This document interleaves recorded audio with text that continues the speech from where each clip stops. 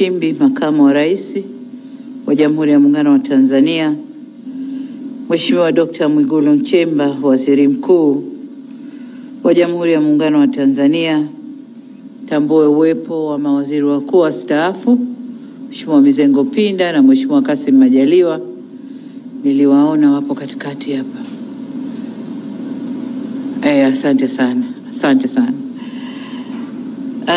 Viongozi, makamo mwenyekiti wa Chama cha Mapinduzi, Mheshimiwa Steven Wasira na katibu mkuu wa Chama cha Mapinduzi, Mheshimiwa Musa Zanzungu, spika wa Bunge na viongozi wote waliotoka kwenye muhimili wa Bunge, Mheshimiwa George Masaju, jaji mkuu, na wote waliotoka kwenye muhimili huu wa mahakama, Balozi Dr. Moses Kusiluka, katibu mkuu kiongozi, ambaye pia ni mkuu wa utumishi na katibu wa baraza la mawaziri, waheshimiwa mawaziri na manaibu mawaziri mliopo, makatibu wakuu, wakuu wa vyombo vya ulinzi na usalama, mkuu wa mkoa wa Dodoma ndugu yetu Rosemary Senyamule, viongozi mbalimbali wa serikali mlioko hapa, viongozi wa dini, waheshimiwa viongozi wetu wa dini,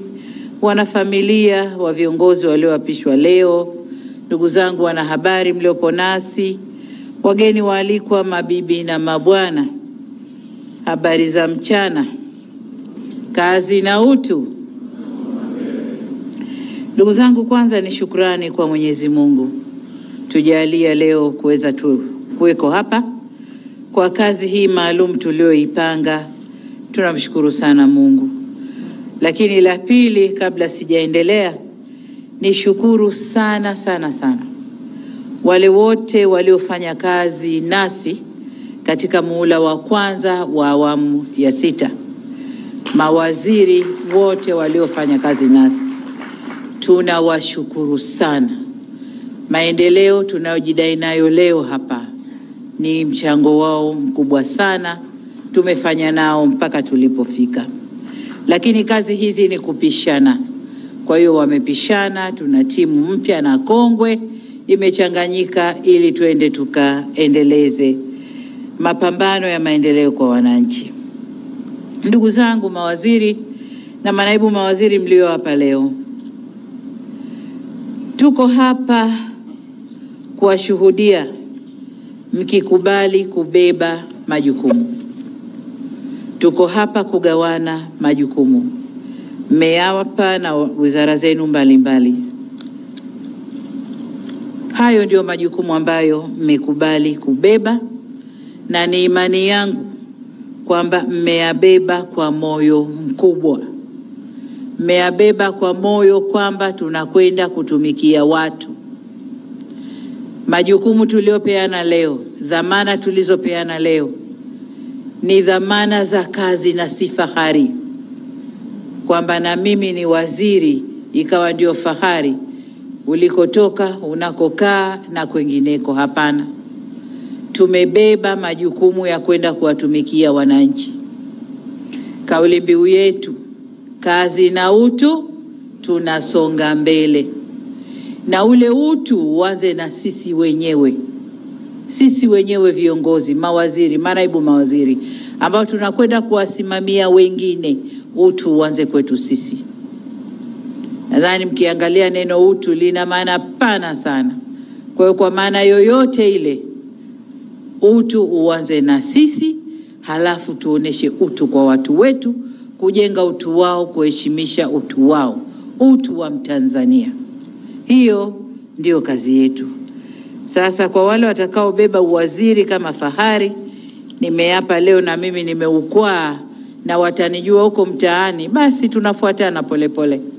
Mnakwenda lakini tuko nyuma yenu, tuko migongoni kwenu. Miaka 5 si midogo lakini si mingi sana.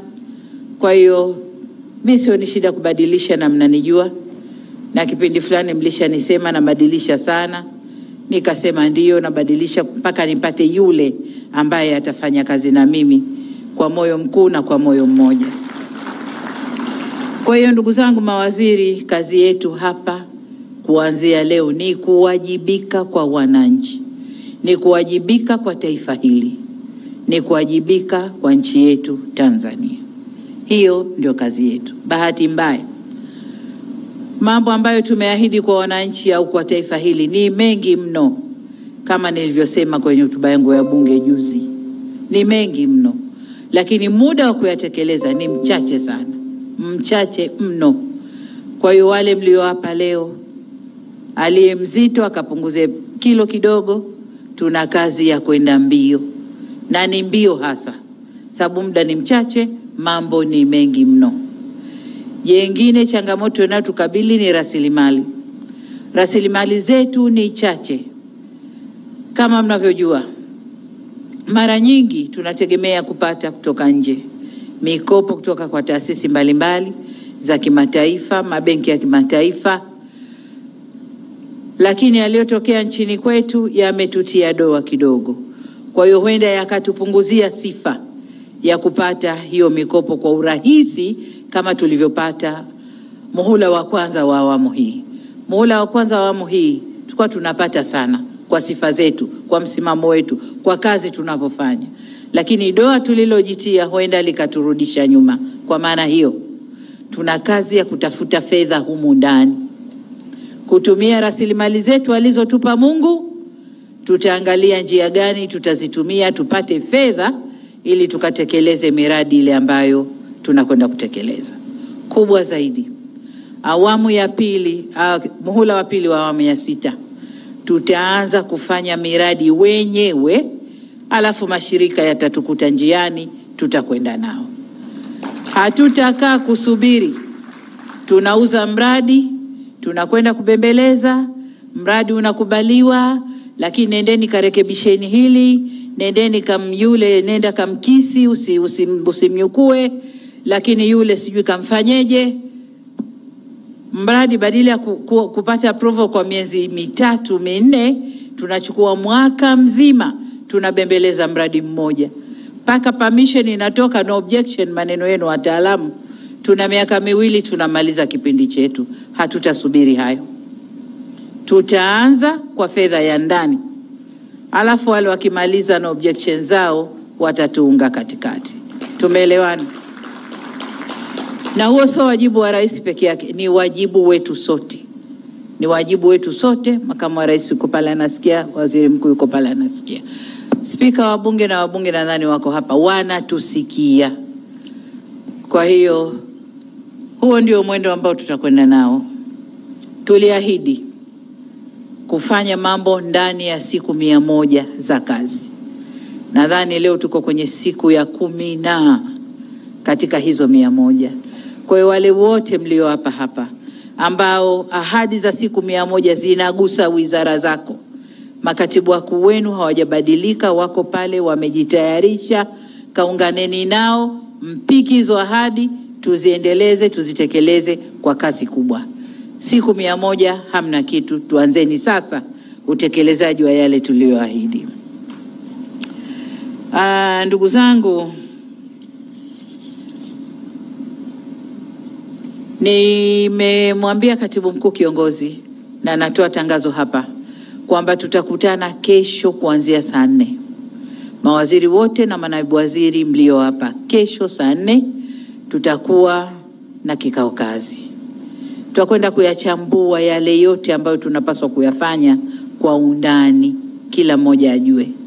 Lakini sambamba na hilo, ni kuagize katibu mkuu kiongozi, wakimaliza hapo wasichukue siku nyingi, wawahi na ile retreat ya mawaziri na manaibu wako, waende wakaeleweshwe vyema kilichoko mbele yao, wajibu wenu, dhima yenu, na haya niliyoyasema, hali ya resources ndani ya nchi, kiuchumi tukoje, lengo letu nini, tunaelekea wapi, na kila mtu ajue njia yake ya kupita ili twende tunakotaka.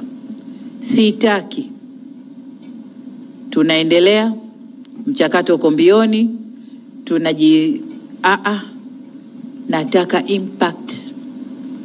Tukikubaliana mradi, impact, matokeo kwa wananchi, sio matokeo ofisini kwako. Hapana.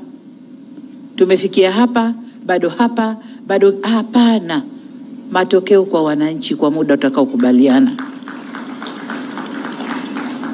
Kwa hiyo kwa vile kesho tutakuwa tuna uchambuzi kwa urefu wa ambayo tunakwenda kuyatekeleza, basi kwa leo niishie hapa, lakini nimalizie kwanza kwa kuwapa pole. Kuwapa pole kwa kazi nzito ambayo iko mbele yenu. Lakini pia niwapongeze kwa kuaminiwa. Kuna wabunge 390 ngapi? 394 sio na 93. Lakini haya namba yoyote. Lakini nyinyi ndio mmeibuka kuwa mtamsaidia rais kwenye wizara zile tulizogawana. Nyinyi ndio mmeibuka. Si kwamba ni wazuri kuliko wote kule ndani ya bunge, hapana. Vigezo vilikuwa vingi sana. Kwa hiyo nyinyi mmeibuka, na kama mtakavyojiona mko mchanganyiko hapa ndani. Mchanganyiko kutokana na background za kiuchumi, background za kijamii, background za kisiasa. Mko mchanganyiko humo ndani. Kwa sababu wote ni Watanzania na wote kazi yetu ni kuhudumia wananchi. Kwa hiyo niwaombe sana, tutasema mengi kesho tukikutana kwenye retreat. Leo itoshe kusema hongereni sana, lakini mna kazi kubwa mbele yenu. Basi asanteni sana kwa kunisikiliza. Asante sana, tunakushukuru. Naomba tusimame kwa heshima ya Mheshimiwa Rais wa Jamhuri ya Muungano wa Tanzania. Tanzania oye! Tanzania oye! Haya, asante sana, nashukuru.